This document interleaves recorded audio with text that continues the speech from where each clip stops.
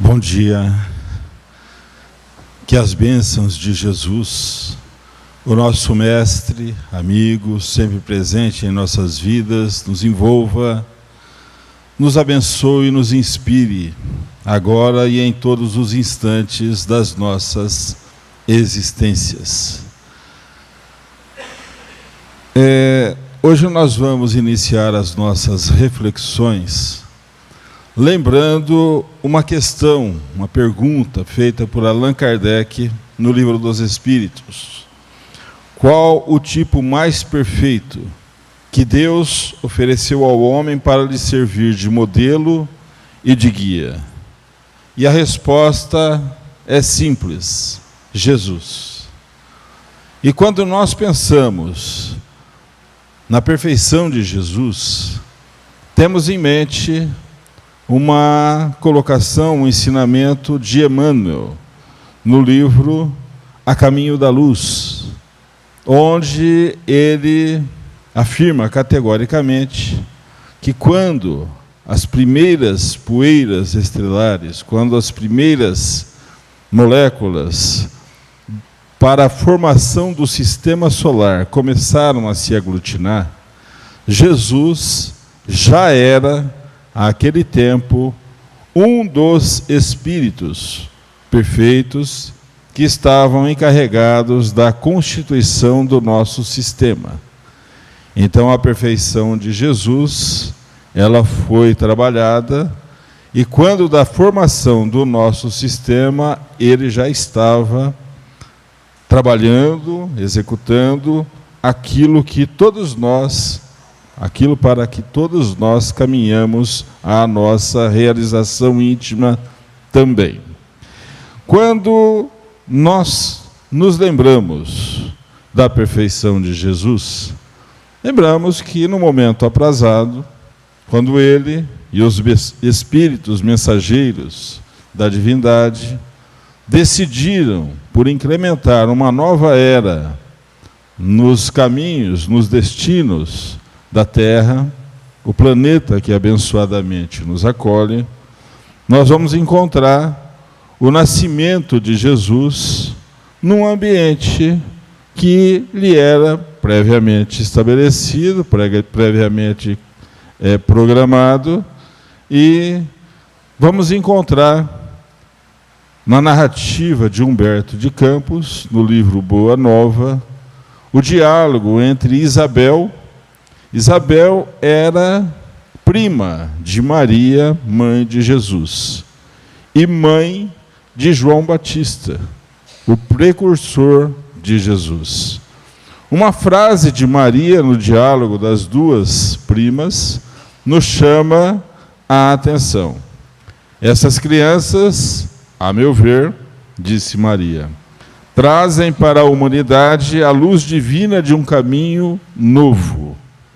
E aí nós vamos acompanhar depois, nas narrativas evangélicas, nós vamos encontrar em algumas colocações históricas, historiadores falaram um pouco sobre Jesus, e nós vamos encontrar na própria doutrina espírita os benfeitores espirituais, as instruções dos amigos, narrativas de que nos dão conta do que foi a estada de Jesus entre nós, a sua missão e o seu exemplo, porque ele ensinava pelo exemplo.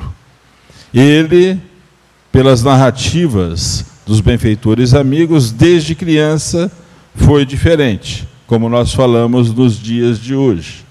Foi diferente porque estava além do seu tempo, além daquilo que normalmente nós encontramos no nosso cotidiano. No momento aprazado, ele fez-se perceber, fez-se notar, e reuniu os discípulos, reuniu alguns amigos que o acompanhariam pelo seu messianato, pelas suas exposições, pelos seus exemplos, pelos seus trabalhos. Ele falava às multidões.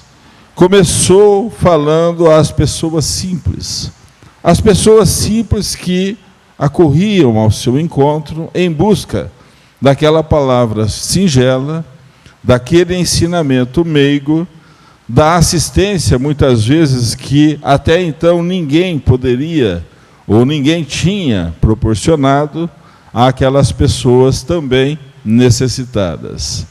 Ali acorriam, muitas vezes, necessitados morais, pessoas que precisavam do auxílio da orientação moral, e acorriam também, muitas vezes, enfermos. Pessoas que buscavam o atendimento, a assistência, a recuperação para as suas enfermidades, e muitas vezes Jesus curou algumas pessoas. Não curou todas. Por que Jesus não curava todas as pessoas? Nós sempre lembramos que, às vezes, para nós, a enfermidade ainda é o melhor remédio, porque ela está realizando em nós o trabalho necessário para a recuperação das nossas mazelas que ficam gravadas no nosso perispírito. Então, algumas pessoas eram curadas, nem todas obtinham a melhora física, mas todas, sem exceção, que encontraram Jesus e receberam a sua assistência, saíram dali reanimadas, renovadas. Ele anunciava algo novo. Ele anunciava o reino de Deus entre os homens. E o reino de Deus entre os homens, muitas pessoas imaginamos até hoje, um lugar geograficamente conhecido, estabelecido. Um lugar onde nós um dia chegaremos. Mas pelos ensinamentos do Mestre, nós começamos a perceber que este reino, ele deve ser construído todos os dias, todas as horas, dentro da nossa própria intimidade, dentro do nosso próprio modo de ser. Assim, numa das reuniões, ele traçou os caminhos pelos quais nós haveríamos de estabelecer este reino em nós, na nossa intimidade. Um dos doutores da lei indaga a Jesus: Senhor, qual o maior mandamento contido na lei? Era um doutor da lei, um estudioso que estava querendo verificar o de que se tratava aquelas reuniões, onde as pessoas acorriam para estar junto de Jesus. E Jesus simplesmente disse aquilo que nós já conhecemos. O maior mandamento contido na lei consiste em amar a Deus sobre todas as coisas, confiarmos irrestritamente no Criador e amar ao próximo como a nós mesmos, como sendo o segundo ensinamento. Tudo mais nós vamos encontrar na observação destes ensinamentos. O doutor da lei indaga novamente: mas quem é o meu próximo? E nós vamos encontrar uma das mais belas parábolas contidas no Evangelho. A parábola em que Jesus formula uma ideia da assistência realizada pelo samaritano àquele que estava caído à margem do caminho. Mas os ensinamentos de Jesus não pararam por aí. E não ficaram restritos a um determinado ponto, porque ele vivia andando.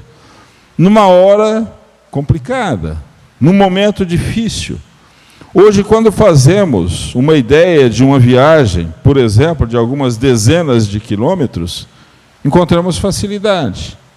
Hoje, se nós resolvermos viajar para o outro lado do mundo, existe uma certa facilidade.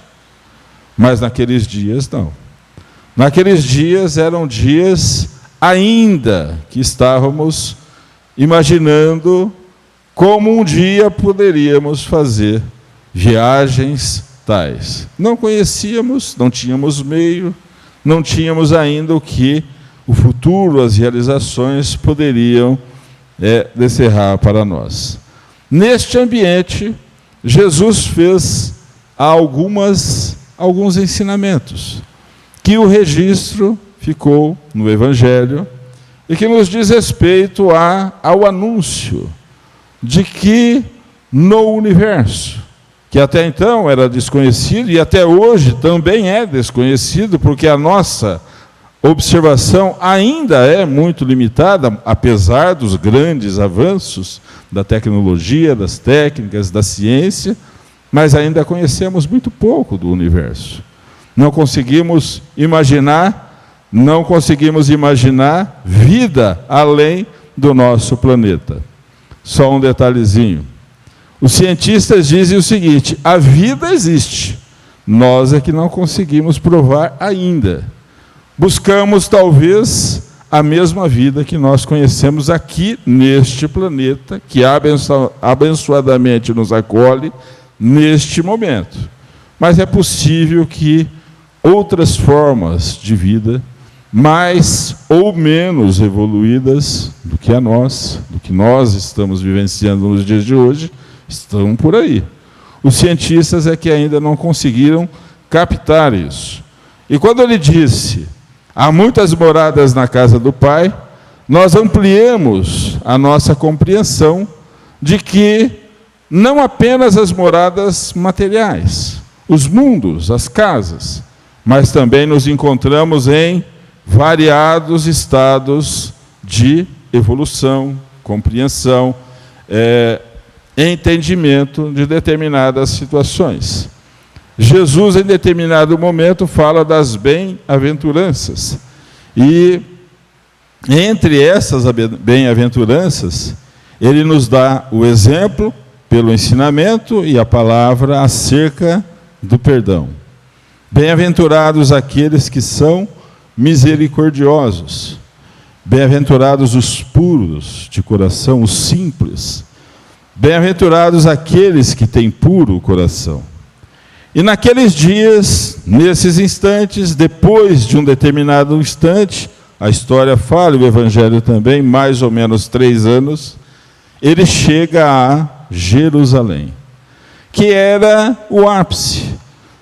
Jesus sabia disso, e todos nós respeitamos isso, porque na parábola do samaritano, ele diz: um homem descia de Jerusalém para Jericó, colocando Jerusalém como o mais alto, o mais elevado nível para aqueles que buscavam o reino de Deus. E aí então, para aqueles que buscavam a compreensão do sentido religioso naqueles dias, o que era descrito na própria lei. Mas, ao chegar a Jerusalém, ele se dá conta de que a receptividade foi extremamente maravilhosa. Ele foi saudado pelas pessoas. As pessoas buscavam Jesus, o encontravam agora ali no ápice, na região do terreno, do território judeu, na Palestina daqueles dias. Os dias se passaram, muitas ocorrências se realizaram, até que alguma coisa aconteceu, aqueles que não o entendiam, aqueles que estavam acovardados, aqueles que tinham medo da sua mensagem, programaram aprisioná-lo. E a partir daí, nós vamos encontrar uma sucessão de acontecimentos que culminaram com a crucificação de Jesus. Ele é preso por colaboração de um amigo, de um dos discípulos. Ele é levado a um ambiente e desconsiderado, destratado. Ele é levado para uma autoridade, a outra, que devolve ao representante de Roma, em Jerusalém. E Pôncio Pilatos, diante de Jesus, pergunta ao mestre: tu és o rei dos judeus? Porque isso era, segundo a lei romana, que estava sendo estabelecida, estava sendo realizada, né, nos territórios, todos os territórios onde o Império Romano exercia o seu poder. Ser rei num ambiente desconsiderando o império era algo que levava a pena capital. E Jesus disse: o meu reino não é deste mundo. Se o meu reino fosse deste mundo, certo que os meus ministros haveriam de pelejar para que eu não fosse entregue aos judeus. Mas por agora, o meu reino não é deste mundo. Disse-lhe então Pilatos: logo, tu és rei. Tu dizes: eu não nasci nem vim a este mundo senão para dar testemunho da verdade. Todo aquele que é da verdade ouve a minha voz. Essas palavras foram grafadas no Evangelho de João, capítulo 18, versículos 33 a 37. Mas, mais ou menos as mesmas ocorrências nós vamos encontrar no Evangelho de Marcos, Mateus e Lucas. E então, nós nos damos conta de que Pilatos estava diante de alguém que ele não conhecia, que ele não se dava conta e que ele não fazia ideia da grandiosidade moral. Mas, assim, nesta narrativa, nós vamos encontrar que nós vamos entender que Jesus nos fala acerca do seu reino, que não é deste mundo. Acrescentamos nós: ainda não é deste mundo. Porque quando nós estudamos os seus ensinamentos no tocante às muitas moradas, nós vamos verificar que os mundos também progridem. Os mundos também evoluem. É possível que mais adiante, o planeta que hoje abençoadamente nos acolhe para uma fase de provas e expiações, estejamos vivendo experiências muito diferentes e possamos compreender melhor o ensinamento de Jesus e os ensinamentos dos benfeitores amigos, de conformidade com a lei divina, e aí então o reino de Deus passa a ser daqueles intimamente que aqui também passem pelas suas experiências. Mas Allan Kardec, analisando estes ensinamentos de Jesus, nos traz algumas considerações. A primeira delas é que por estas palavras de Jesus, nós temos que ter em mente a vida futura. A vida futura que nos aguarda mais adiante. A doutrina espírita nos fala acerca da reencarnação, ou das encarnações sucessivas. Allan Kardec indaga qual o objetivo da encarnação. No momento em que nós passarmos pelas provas, expiações, cumprirmos a nossa parte na obra da criação e nos aperfeiçoarmos. Então nós estamos aqui num momento, na nossa vida como um todo, que começou em determinado momento e vamos seguir pela imortalidade afora. Neste momento estamos passando por uma fase, por um estágio, por uma das encarnações. Aqueles que estamos encarnados, aqueles que estão desencarnados estão aguardando o momento oportuno e a forma de se realizar esta experiência. Mas aqueles que estamos encarnados, temos que ter em mente a vida futura. Porque o que é a vida? O que é a encarnação? É a somatória de todas as nossas realizações, onde nós vamos incorporar valores, experiências, nós vamos aprimorar as nossas ações, o nosso modo de ser e nos aperfeiçoarmos de etapa em etapa. Começa lá a nossa encarnação, no momento da concepção, e termina quando da disjunção molecular pelo processo da desencarnação. E isso, neste período, vai nos oferecendo a oportunidade de fixarmos em nós também aqueles valores que são os verdadeiros valores da vida. Também no Evangelho, capítulo 16, Instruções dos Espíritos, Pascal. Os verdadeiros valores da vida que, uma vez incorporados em nós, nunca mais se apartam de nós. E nesta experiência, nós vamos aprendendo, realizando alguma coisa. Nos dias de hoje, nós imaginamos muita correria. Falávamos agora, há alguns dias, com um amigo, ele dizia o seguinte: Feliz Ano Novo. Ele falava assim: vamos fazer rápido, porque o ano já está quase acabando. Para nos dar uma ideia de que o tempo está correndo demais. As 24 horas do dia quase que não são suficientes para nós realizarmos tudo aquilo que programamos. Às vezes temos realizações e não temos disposições, forças. Às vezes temos forças e não temos como realizar. Mas esta é a encarnação. Passamos pelas realizações que nos trazem bem, que nos fazem bem, e passamos por algumas realizações que nos deixam um pouco contrariados. Esta é a realidade da encarnação.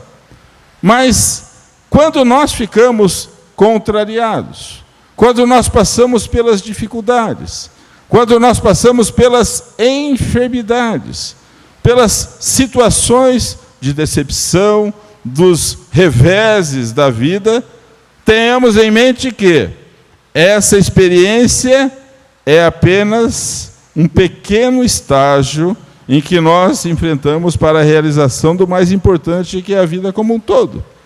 E ela, a experiência, mais adiante vai continuar. Algumas pessoas dizem: mas se vai continuar, por que eu preciso me esforçar agora? Por que é que nós precisamos realizar o nosso máximo agora? A orientação dos benfeitores amigos e a nossa percepção é que, mais adiante, talvez a mesma experiência não realizada agora, talvez seja um pouco mais difícil. Porque a gente fala assim: mas se a encarnação ou a reencarnação é uma realidade, se eu não fizer agora, eu posso fazer na próxima. Quem pensa desse jeito? Graças a Deus, só eu. Vamos abaixar minha mão. Pensava. Por quê? Quando nós voltamos à vida espiritual, o que acontece?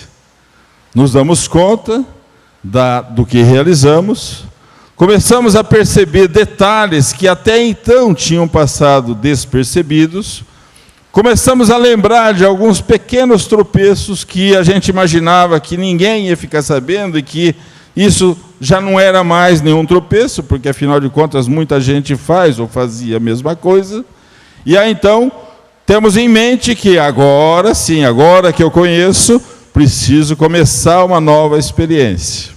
Muito bem. É uma realidade. É uma concessão divina. É da lei divina. Só tem um pequeno detalhe. Quando vamos reencarnar? Para realizar aquilo que não realizamos agora. Porque a fila é grande. Imaginamos uma grande fila de algum órgão público, por exemplo, o INSS, naqueles pedidos de aposentadorias intermináveis, que hoje se faz pela internet, mas vamos lá. Eu estou falando da minha época, quando eu era office boy. E aí a gente chega lá e fala assim: eu quero tal coisa. Eles falam assim: pega a senha e vai para o fim da fila. E nós não sabemos quando que a fila vai andar a ponto de nos atender. É um exemplo que talvez hoje não seja o mais correto, porque hoje, com o advento da internet, da informatização, da comunicação e da informação, talvez essas filas não existam mais. Mas dá para ter uma ideia do que é. Aí, quando chega a nossa vez, quando chegar a nossa vez, imaginamos que vamos reencarnar naquele ambiente onde estivemos antes, onde temos amigos, liberdade religiosa, liberdade para agirmos desta ou daquela forma, mas ali não tem vaga. Vai ter vaga num outro ambiente, onde não exista ainda a liberdade de expressão, a liberdade religiosa, a liberdade para determinadas ações, onde talvez as condições sejam muito adversas à que nós hoje já temos em mãos. Então, a recomendação dos benfeitores espirituais é: Jesus falava da vida futura. A doutrina espírita nos fala da vida futura. Os benfeitores espirituais nos falam da vida futura. Mas nós devemos realizar o nosso máximo na vida presente. Não é aproveitar ao máximo a ponto de ficarmos exaustos naquelas realizações fúteis, não. Aproveitarmos o máximo para um dos objetivos da vida física, da encarnação, que é o nosso aperfeiçoamento e realizarmos o nosso papel na obra da criação. Assim, nós traçamos como o objetivo da nossa própria vida realizações futuras, melhoras para o nosso futuro.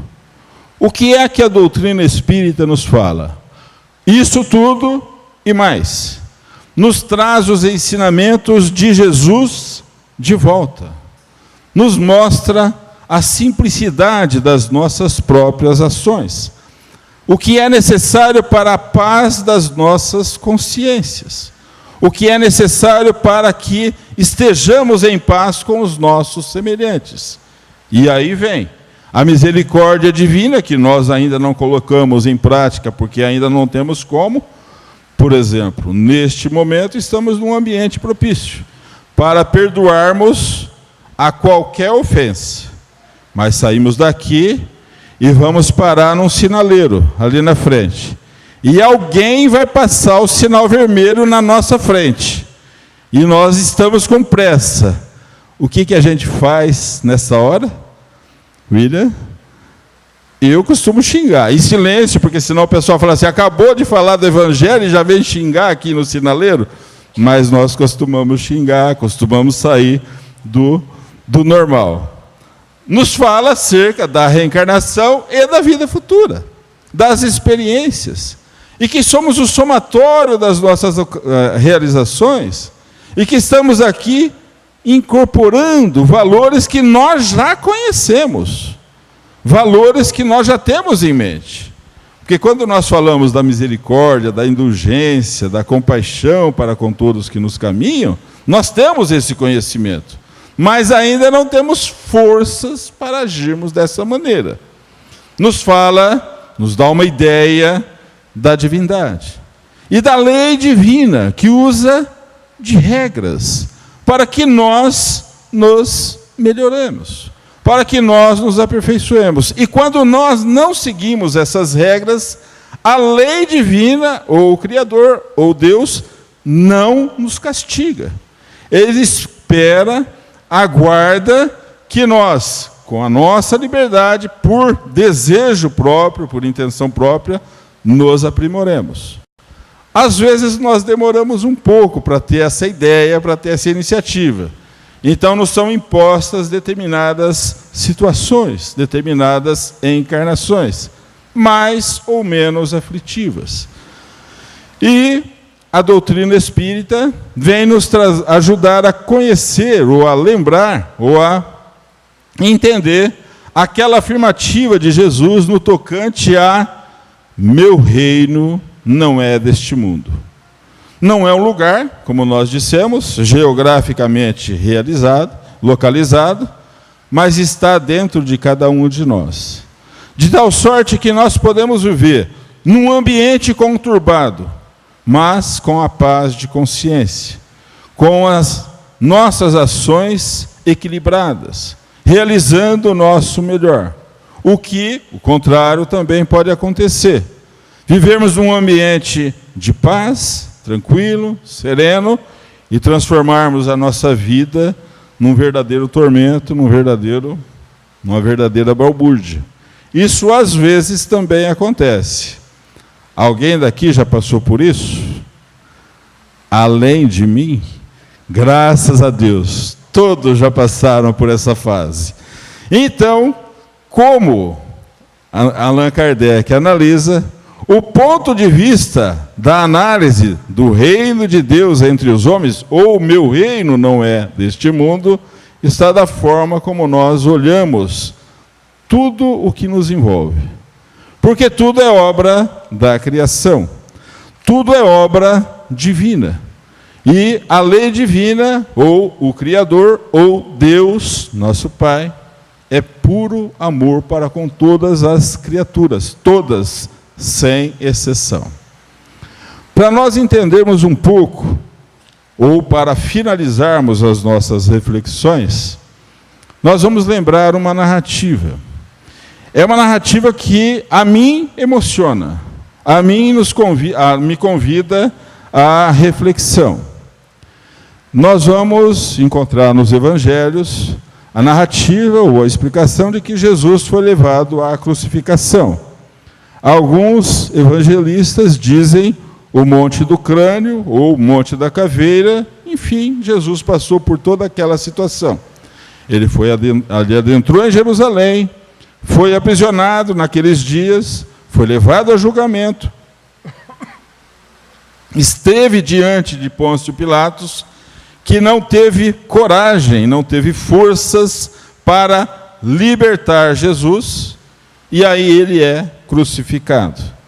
Quando ele estava na cruz, já nos momentos finais, aproximam-se da cruz Maria, sua mãe. Existiam várias mulheres ali que participaram das atividades da vida de Jesus, e junto com Maria estava João, que na época, dizem os historiadores e os espíritos amigos, era um pouco mais que um adolescente, era ainda bem jovem.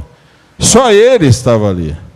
Então, Maria diz mais ou menos o seguinte: meu filho, que te fizeram os homens? E Jesus reúne todas as suas forças e nos traz, possivelmente, um dos derradeiros ensinamentos. Mãe, eis aí teu filho. E olha para João e diz: filho, eis aí tua mãe. Tudo consumado, Jesus é tirado da cruz, é sepultado, reencontra-se com um amigo, faz-se voltar, faz que se cumpram a sua promessa, ou as suas promessas, de que ele retornaria e estaria conosco até a consumação de todos os dias. Maria, depois que os discípulos foram cumprir com aquilo que foi estabelecido, e cada um abraçou como própria responsabilidade, ela vai para uma cidade distante, considerando aqueles dias, hoje, uma cidade até próxima, a cidade de Bataneia. Ali ela tinha familiares que a acolheram, que convidaram para que ela ficasse ali, mas depois de um tempo, ela começou a perceber que havia uma certa disputa entre os próprios familiares, querendo saber quem era mais parente de Jesus. Alguma coisa nós já vimos nesses dias? Eu sou primo primeiro, eu sou primo terceiro. Alguém já viu isso? Possivelmente deve ter aparecido no decorrer da história, mas deve ter sido mais ou menos isso. João, que se apartara de Maria, fora cumprir também com as suas responsabilidades e compromissos, em determinado momento estabelece-se na cidade de Éfeso. E, depois de estabelecido, ele busca a Maria, que acompanha João até a cidade de Éfeso. Imaginamos nós, no alto de um ambiente, o Evangelho fala, e os Espíritos falam, num promontório, um ambiente onde ela tinha vista para o mar. Ali, ela recebia diariamente várias pessoas, viajantes, enfermos, pessoas aflitas, e ela suavemente falava de Jesus, ou simplesmente atendia aquelas pessoas. E a sua casa passou a ser conhecida como a Casa da Santíssima. Um dia, ela recebeu um viajante Um viajante que inspirava simpatia, ela não o conheceu de pronto. E o viajante fez-lhe uma surpresa, porque ao invés de pedir alguma coisa, ou ser um necessitado de alguma coisa, simplesmente disse: minha mãe, venho fazer-te companhia e receber a tua bênção. E ele começou a falar de coisas que ninguém falava. Ele começou a acalmar o seu ânimo, a sua mente, as suas ideias. Começou a lhe trazer, com as suas palavras e a sua narrativa, lembranças que ela guardava do seu filho querido, Jesus. Ele falou do céu, ele confortou Maria. Ele falou das bem-aventuranças e do que aguardam os sinceros e devotados filhos de Deus. Maria sentiu-se empolgada na narrativa de Humberto de Campos. Ninguém lhe surgira até então para doar alguma coisa. Eram sempre para receber, pedir alguma coisa. Onde ela ouvira aquela voz, imaginava. Quando o hóspede lhe estende as mãos, ela percebe um aceno e falou com um profundo aceno de voz. E ele diz: minha mãe, vem nos meus braços. E ela percebe as marcas da cruz. Percebe as marcas da cruz e fita e reconhece agora o seu Jesus querido. E ele simplesmente diz, ela fala: meu filho, as úlceras que os homens te fizeram. E ela disse: sim, minha mãe, sou eu. Venho buscar-te, pois meu pai quer que sejas no meu reino a rainha de anjos. Nós vamos encontrar nas narrativas dos benfeitores amigos, na codificação da doutrina espírita, as atividades de Maria, mãe de Jesus, até os dias de hoje, no reino de Deus. Tenhamos isso em mente, que o Mestre Jesus nos oriente sempre. Muita paz.